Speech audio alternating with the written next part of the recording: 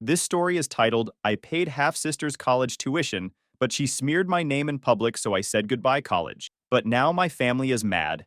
Hey everyone! Before we jump into today's video, I need your help. We've noticed the channel is losing some traction, and subscribing is one of the best ways you can support us. It's quick, free, and it helps us keep bringing you awesome content. Your support means the world. Let's keep this channel growing together. Thanks so much. Now let's start the video? Hey guys, I'm really stuck on this. And honestly, I feel like my whole life's been flipped upside down over the past few weeks. I, 27 female, had made a big commitment to help my half-sister Jenna, 19 female, with college. But something happened recently that made me question everything. I don't even know where to start, so I'll give you guys the backstory and let you decide if I'm a total jerk or not. Okay, so first off, Jenna and I share the same mom, but we have different dads. I'm from mom's first marriage, and Jenna is from her second. Despite that, we've always been close, like real sisters. It never felt like the whole half-sibling thing mattered. I'm the oldest, so I've always kind of looked out for her. I was the one who helped her with her homework when mom was busy, stayed up with her during her first breakup, and even taught her how to drive, which, let me tell you, was terrifying but also kind of hilarious. When her dad passed away last year, I was right there by her side. She was devastated, and I tried my best to be her rock. I'd drive her to her grief counseling appointment, take her out for ice cream to cheer her up, and even let her vent to me about things I couldn't fix. I honestly thought we had the kind of bond where we'd always have each other's backs no matter what. But then, things started shifting. Jenna went from being the sweet, bubbly kid I grew up with to someone who seemed to think everyone was out to get her. She became defensive and started blaming her friends for random stuff, like borrowing clothes and forgetting to return them, or stealing things like makeup and small accessories. She'd call me to vent about how so-and-so probably took this, or how could they betray me like that? And I didn't know how to respond half the time. Honestly, I thought it was just her grief talking, so I never called her out on it. Maybe I should have. Hindsight, right? Meanwhile, my life was on track. I'd graduated college, landed a good job, and finally started saving for post-grad studies. After years of scraping by, it felt like things were finally looking up. Then Jenna got accepted into a local college. Everyone was thrilled. Mom was practically beaming. But financially, things weren't great for her. Losing her husband had hit her hard, and paying for Jenna's tuition just wasn't possible. So, Mom asked if I could help out. Of course, I said yes. Jenna is my sister, and family helps family. I told Mom I'd cover Jenna's tuition as long as she worked part-time to cover her own spending money. I also offered to let her live with me rent-free, since the school was close to my apartment. It sounded like a solid plan at the time, but I didn't realize how much of a strain it would put on me. Here's the thing. Helping Jenna meant I'd have to cut back. No more weekend trips with friends or buying random stuff just because I wanted it. But I was fine with that. I wanted to give her a chance to focus on school without worrying about finances. I figured we'd navigate this new chapter together, like old times. When Jenna moved in, it was not what I expected. At first, it felt like a fresh start for both of us. But after a few weeks, she started hanging out with this new group of friends who just felt off to me. They were loud, careless, and just plain disrespectful. They'd show up at my apartment at all hours, acting loud and careless, like it was their space, not mine. I tried to be chill about it at first because, hey, she's 19, and maybe I was being too uptight. But the more I watched them, the more something didn't sit right. They gave off this sketchy vibe. Like, I don't know, the kind of people you wouldn't trust around your stuff for too long. One time, I caught one of them snooping around my kitchen cabinets like they were looking for something. After a few nights of their nonsense, I finally said something to Jenna. I told her I wasn't comfortable with her friends coming over all the time. And honestly, they seemed a little suspicious. Her response? It's none of your business who I hang out with. Cool. Awesome. Love that for me. I bit my tongue and let it go because I didn't want to fight with her or seem like I wanted to control her life. But deep down, I was worried. Something about them felt off, like they were onto something sketchy. Coke, maybe? I didn't have proof, so I kept it to myself. To make matters worse, Jenna wasn't exactly pulling her weight. She wasn't looking for a part-time job like we'd agreed, and she wasn't contributing to the housework either.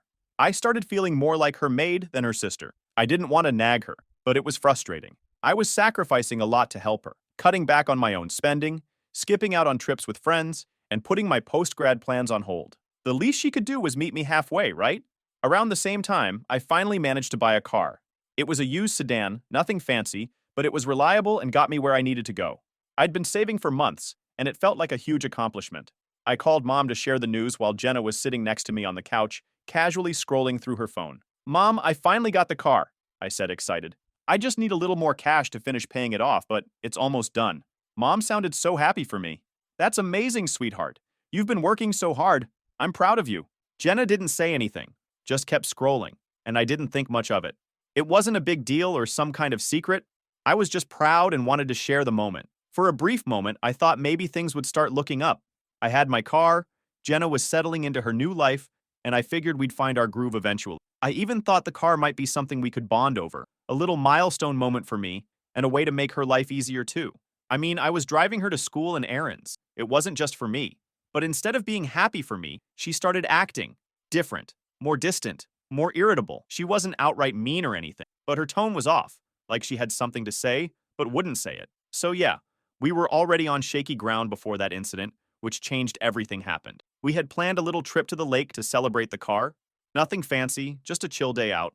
I thought it would be a good way to reset things, maybe talk, and get back to how we used to be. Jenna seemed excited, which was rare lately, so I was looking forward to it. The morning of, we started packing up the car. I was gathering snacks and blankets while she grabbed her stuff. That's when I heard her yell from her room. It wasn't the usual annoyed or dramatic yelling I'd gotten used to. It was full-blown panic. I dropped what I was doing and rushed over, thinking she'd hurt herself or something. She was standing in the middle of her room, tearing through her bags like a maniac. Clothes were flying everywhere, drawers were open, and she looked like she was on the verge of "What's going on?" I asked, genuinely concerned. "My dad's camera," she said, her voice shaking. "It's gone." Now, for context, this wasn't just any camera. It was a vintage gold-plated Leica Luxus that was worth thousands, and it had been in her dad's family for generations. She'd told me about it before, how her dad used to take photos with it when she was a kid, and how it was one of the few things she had left of him. I knew how much it meant to her, so I immediately started helping her search. We tore her room apart, then the living room, then the car. Nothing. It was like the camera had vanished into thin air. I asked her if she was sure she brought it with her when she moved in. She froze for a second, like she was considering the possibility, but then shook her head. I had it. I was using it just the other day. I nodded and suggested we retrace her steps. Maybe she'd left it at a friend's house or in one of their cars. But the moment the words left my mouth, her whole demeanor changed. She stopped searching, crossed her arms, and gave me this look. Half frustration, half accusation. "I didn't leave it anywhere," she said slowly. "Someone must have taken it." I blinked, confused. "Taken it? Jenna, who would—" And then it hit me. She wasn't just saying someone had taken it. She was saying I had taken it. "Are you seriously accusing me of stealing your camera?" I asked, my voice rising. I was so caught off guard I didn't even know what else to say. I mean, yeah, I knew she'd been weird about trust lately, but I never thought she'd go there with me, her own sister. "I'm just saying," she started, her tone defensive. "It's weird how you suddenly have money for a car, and now my camera's missing. Don't you think that's convenient?" I stared at her, absolutely stunned. I couldn't believe what I was hearing. After everything I'd done for her, paying for her tuition, letting her live with me rent-free, dealing with her messy friends, this was how she saw me? As some kind of thief? "Are you kidding me right now?" I said, trying to keep my voice calm. "I've been saving for that car for months. You've seen me working extra hours. You've seen me skipping out on stuff so I could afford it. And now you're accusing me of pawning your dad's camera to cover the rest?" She shrugged like it wasn't a big deal. "I don't know. It's just suspicious timing." That word, suspicious, felt disgusting. I couldn't believe she'd actually say that to me, let alone believe it. I told her I had receipts to prove every penny I'd spent on the car, but she just rolled her eyes and went back to rummaging through her stuff, muttering something about how convenient it all was. The thing that hurt the most wasn't even the accusation itself. It was the fact that she didn't trust me. After everything we'd been through, after all the times I'd had her back, she thought I was capable of stealing something so important to her. It felt like a slap in the face. At that point, I didn't even know what to say. I just walked out of the room, grabbed my keys, and told her I'd be waiting in the car if she still wanted to go to the lake. Part of me hoped she'd come out and apologize, but she didn't. She just sulked the whole drive there, barely speaking a word. And that was the beginning of the end. After the lake trip and the lost camera, things between Jenna and me got unbearably tense. She barely spoke to me unless she absolutely had to, and even then, her tone was clipped, like I'd done something unforgivable. It was a weird kind of passive aggressiveness, like she wasn't outright mean, but everything about her attitude screamed, "You're the problem." She'd leave her stuff all over the apartment, conveniently forget to clean up after herself, and crank the volume on the TV when I was trying to work. I ignored it at first because I didn't want to make things worse, but it wasn't just that.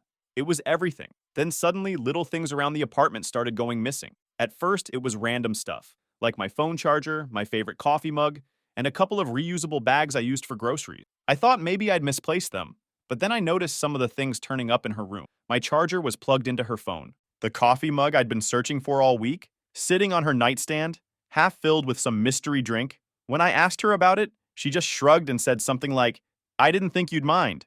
I tried to brush it off. It wasn't worth fighting over. And honestly, I was too mentally drained to care. But then it escalated.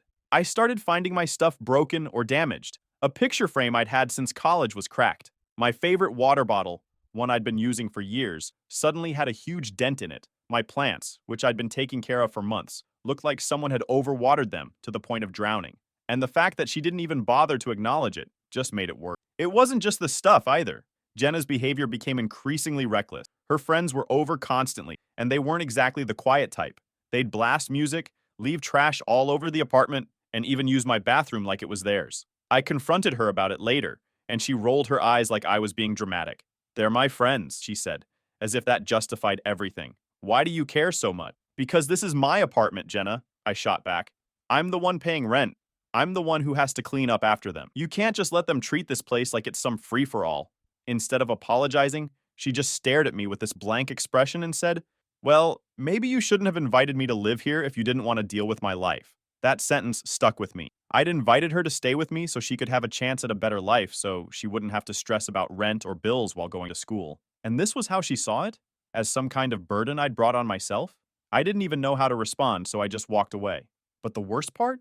That stupid camera situation wasn't going away. Jenna wasn't accusing me outright anymore, but she didn't need to. The damage was already done. Every time I walked into a room, I could feel her watching me, like she was waiting for me to slip up or reveal something. It was suffocating. And the worst of all was the gossip. Somehow, the whole missing camera story had leaked out.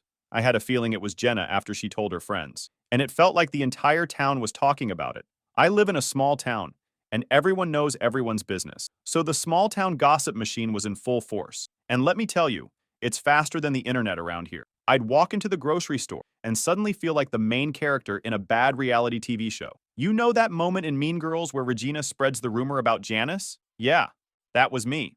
Only instead of a high school cafeteria, it was aisle 5 next to the cereal. Suddenly, I was getting side eyes at the grocery store and whispers behind my back at work. Even my boss pulled me aside, not to scold me, but to get the tea. She loves gossip, but thankfully stayed out of it otherwise. At first, I brushed off the accusations because I knew I didn't take the camera. But as the whispers got louder and the stares became harder to ignore, I started to question, what if I had accidentally moved it? Could it have fallen into one of my bags when I was helping Jenna unpack? I replayed every moment from the last few weeks, trying to figure out if there was even a shred of truth to what she was saying. I even started searching through my own drawers and shelves just to be sure. It felt ridiculous, but the pressure was getting to me. Everyone seemed so convinced I'd taken it that I started wondering if I'd somehow made a mistake. At one point, I even started scrolling through Reddit threads to see if anyone else had dealt with something similar. "Sister accused me of theft and ruined my life." Didn't get me a lot of results, but the comments on similar stories were a mix of "cut her off" and "family is family.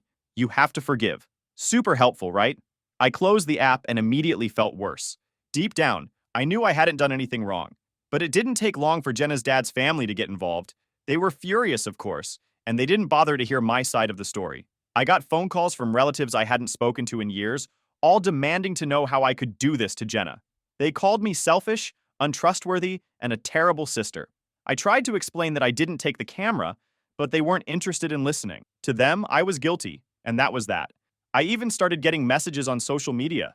People I barely knew were commenting on my old posts, calling me a thief and a liar. Some of them weren't even subtle about it. They'd tag me in posts saying stuff like, "Some people will do anything for money." It was humiliating. I ended up deleting my Facebook account altogether because I couldn't take it anymore. Meanwhile, Jenna just carried on like everything was normal. Or at least, like this whole thing wasn't affecting her. She still went out with her friends, still acted like I was overreacting about everything. Anytime I tried to bring up how much this was hurting me, she'd shut me down with some passive-aggressive comment like, "Well, maybe if you didn't have something to hide, people wouldn't be talking." It got to the point where I started avoiding her entirely. I'd leave for work early and stay out late just to avoid being in the apartment at the same time as her. I even started eating out more, even though it was killing my budget, just so I wouldn't have to deal with her attitude at dinner. I didn't know what else to do. Talking to her didn't work. Ignoring her didn't work. And the worst part? No matter how hard I tried to prove my innocence, it didn't matter. In her mind, and apparently in everyone else's, I was guilty. I tried to talk to Mom about it, hoping she'd help me figure out what to do. But even she seemed hesitant to get involved. She's been through a lot, Mom said, like that excused everything. Maybe she just needs some time to calm down. Calm down! I snapped. She's accusing me of stealing, Mom. She's trashing my apartment. She's letting her friends treat this place like a frat house. How is that okay? Mom sighed, the kind of sigh that says she's too tired to deal with this. I'll talk to her, she said eventually. But you need to be patient. She's still grieving. I wanted to scream. Patience. I'd been nothing but patient. I'd bent over backward for Jenna, and this was how she repaid me? I knew Mom was just trying to keep the peace, but it felt like she was siding with Jenna, even if she didn't mean. Things kept escalating from until finally I reached my breaking point. It all came to a head when one of Jenna's aunts from her dad's side called me. I hadn't spoken to this woman in years. Honestly, I couldn't even remember her name, but she came in hot. She told me in no uncertain terms that if I didn't return the camera immediately, they were going to file a police report against me for theft. A freaking police report. I was so stunned I almost laughed. I tried to explain that I didn't take anything and that they don't have proof, but she cut me off. We don't care about your excuses, she snapped. You've disrespected our family, and we'll make sure you face the consequences. That call lit a fire in me. I was done being quiet, done being patient, and definitely done letting Jenna drag me through the mud. This wasn't just her petty gossip anymore. This was serious. If they went through with this report, it could wreck my job, my reputation, everything. When I got home that evening, I was ready to put an end to it. I went straight to Jenna's room and threw the door open. She was lying on her bed, scrolling through her phone like she didn't have a care in the world. Seeing her so calm, like she wasn't out here destroying my life, made my blood boil. We need to talk. Now, I said, trying to keep my voice steady. She didn't even look up. About what? She said in that fake innocent tone she'd perfected. I clenched my fists. About how your dad's family is threatening to file a police report against me because of your stupid accusations. You need to fix this, Jenna. Right now. She finally looked up, raising an eyebrow like I was the one being unreasonable. Why should I? She said with a shrug. It serves you right. My jaw dropped. Serves me right? Are you serious right now? You made yourself look guilty, she said, her voice flat and dismissive. Maybe if you weren't so sketchy about your car, people wouldn't think you stole the camera. That was it. I couldn't hold it in anymore. Jenna, are you actually kidding me? I've done nothing but help you. I'm paying your tuition. I let you live here for free. I've sacrificed everything to make your life easier. And this is how you repay me? By trashing my name and turning everyone against me? She rolled her eyes. Maybe you should have thought about that before you stole from me. I felt my chest tighten, the sheer audacity of her words leaving me both furious and gutted. Get the hell out, I snapped, each word louder than the last. Pack your stuff and leave. I'm done with this. You're done here. For a second, she looked shocked, like she didn't think I had it in me, but then her face hardened. Fine, she said, standing up. I don't need you anyway. I stormed out of the room, shaking with anger. I couldn't even be in the same space as her anymore. I went to the kitchen, gripping the counter to steady myself. I couldn't believe it had come to this. After everything I'd done for her, this was how it ended? That's when I heard the banging. Not light thuds or stomping, full-on destructive pounding. My heart jumped into my throat. I ran to the window, and there she was, Jenna, sprinting across the driveway like an absolute maniac, baseball bat in hand. What the hell is she doing? I muttered to myself, fumbling to unlock the door. I barely made it outside before I heard the sickening crack of the bat slamming into my car. She didn't stop. She pulled the bat back like a jerk and swung again, hitting the hood this time, leaving a huge dent. I froze for a second, completely dumbfounded. Jenna! I shouted as I rushed toward her. What the hell are you doing? She turned to face me, a smug look on her face, gripping the bat tightly. Without a word, she swung it, slamming it into the side of my car with a loud thud. That made the neighbors come out to watch the drama. My stomach dropped as I stared at the dent she'd just left. What is wrong with you? I yelled, my voice shaking with anger and disbelief. She smirked, resting the bat on her shoulder. Oh, what? Is this your precious car? I figured it could use some character to match its owner. My fists clenched as I stepped toward her. Jenna, drop the bat, now! She laughed bitterly, tossing the bat onto the driveway like she'd made her point. Fine. You're so dramatic, you know that? It's just a stupid car, and you should have thought about that before telling me to get out like I'm some kind of trash you can just throw away. I didn't respond, just pulled out my phone and dialed. When the dispatcher answered, I kept my voice steady despite the anger bubbling beneath the surface. My sister just damaged my car with a bat. I need someone to come out here. Jenna's smug expression faltered when she realized what I was doing. You're seriously calling the cops over this? She asked, her voice full of disbelief. Wow. Guess family doesn't mean anything to you. No, Jenna, I said firmly. Respect doesn't mean anything to you. I've had enough. Minutes later, the patrol car pulled into the driveway. Jenna crossed her arms, her face blank but her posture tense. The officer stepped out and immediately assessed the scene, eyes landing on the dent in my car and the bat lying on the ground. I explained everything to the officer, how Jenna had been causing problems for weeks, how she took a bat to my car, and how I felt unsafe in my own home. Jenna tried to brush it off, saying it was just one little hit and accusing me of blowing things out of proportion, but the officer didn't seem to buy it. Did you hit the car with the bat? The officer asked her directly. Jenna shrugged. Yeah, but it's not like I destroyed it or anything. It's just a dent. The officer didn't look amused. That's still property damage. Do you want to press charges? He asked, turning to me. I didn't hesitate. Yes, I do. Jenna's jaw dropped. You're really doing this? You left me no choice, I said firmly. This isn't about the car anymore, Jenna. It's about all of it. I've done everything I could for you, and this is how you repay me? I'm done. She didn't respond, just stared at me as the officer took down our statements. After a tense few minutes, he told her she needed to leave. She stormed into the house, slamming every door as she grabbed her things. When she reappeared with her bags, she didn't look at me or say a word. She climbed into the car of a friend who had come to pick her up and drove off without so much as a glance back. The officer handed me a copy of the report and gave me advice on how to handle the situation moving forward. I nodded, but most of it blurred together in my head. I was too exhausted to process it all. When the officer left, I stood in the quiet driveway, looking at the dent in my car and the bat lying on the ground.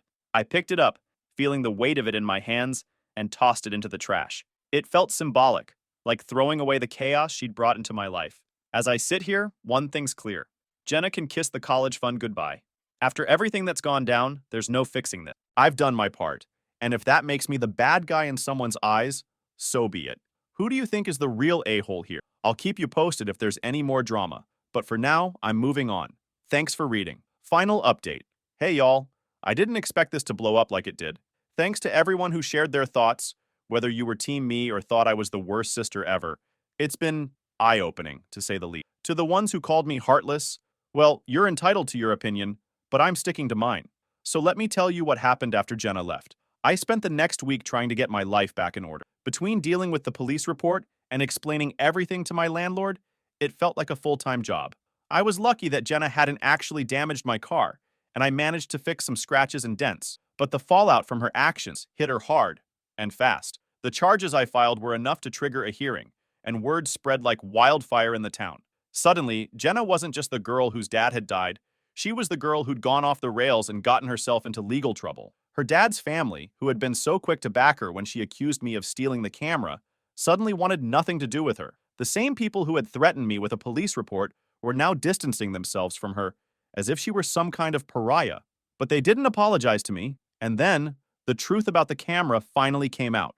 It turns out, Jenna hadn't even brought the camera to my apartment. She'd packed it in one of her boxes when she was moving in, but had accidentally left that box at Mom's house. Mom found it while cleaning out the guest room, buried under some old clothes and papers. She called me the moment she found it, her voice a mix of relief and guilt. I don't know what to say, Mom said. I should have checked sooner. This whole mess could have been avoided. Anamai was too stunned to feel angry at that moment. The camera, the thing that had started this entire nightmare, had been sitting safely at Mom's house the whole time. When Jenna found out, she gave what could barely pass as an apology. I was stressed, okay? She said when I confronted her about it. You have no idea what I've been going through. You should have understood. Understood? I snapped. You accused me of stealing, trashed my name, tried to destroy my car, and now you're telling me I should have understood? Are you kidding me? She didn't have a real answer. She just muttered something about how she'd been overwhelmed and walked away, like that was supposed to make it all better. But the damage was already done, and Jenna was starting to feel the consequences of her action. The charges I filed meant she now had a record, which didn't exactly help her chances of finding a part-time job to pay for school. And without my help covering her tuition, she couldn't afford to stay enrolled. She ended up having to drop out entirely, which only fueled the gossip around town. Her friends, the same ones she'd defended so fiercely when we were living together, disappeared almost overnight. I guess it's easy to hang around when someone else is footing the bill for your fun, but as soon as things got tough, they all bailed. Jenna was left with nothing but the mess she'd made. The fallout even reached social media. People who had jumped on her side when the rumors first started were now posting vague apology statuses like, wow, some people really know how to ruin their own lives. It was petty, But honestly, I didn't feel bad for her. She'd brought this on herself. Mom tried to mediate, as always, but even she was running out of patience with Jenna. I love her, but she needs to learn, Mom said one evening when we were on the phone. She's burned every bridge she has. She has to figure this out on her own. I knew Mom was struggling with guilt. She always does when it comes to Jenna, but I couldn't bring myself to feel the same way. I'd given Jenna every chance to fix things, to take responsibility, and she'd thrown them all away. Eventually, Jenna moved in with one of her old high school friends, who lived in a rundown apartment on the edge of town. From what I heard, it wasn't exactly a great situation, but it was all she could afford. I didn't reach out, and neither did Mom. As for me, life slowly started to return to normal. The gossip around town died down after a while, and people at work finally stopped giving me side eyes. I even managed to repair some of the relationships that had been strained during the whole ordeal. But things between me and Jenna, they were beyond repair. Every now and then, I'd hear updates about her from mutual acquaintances, how she was working odd jobs to make ends meet, how she'd burned bridges with even more people, how she seemed to be stuck in a cycle she couldn't break out of. The last time I saw her was a few weeks ago, at the grocery store. She looked rough, eyes hollow, jittery movements, and a worn-down expression that wasn't like her at all. She glanced at me briefly, and for a second, I thought she might say something. But then she just turned and walked away, her steps unsteady, like she couldn't get out of there fast enough. I don't know if we'll ever repair our relation. The person she's become? I don't even recognize her anymore. I've started saving for my post-grad plans again, slowly but surely. The car, thankfully, is still in one piece, and I've even started taking weekend trips with friends again, something I haven't done in years. Do I regret helping Jenna in the first place? Not at all. But I do regret letting her walk all over me for as long as she. Sometimes loving someone means knowing when to step back. And for me, that time is now. Thanks for sticking around and giving your thoughts, good, bad, or brutally honest. I'll keep you guys posted if anything changes. But for now, I'm focusing on moving forward.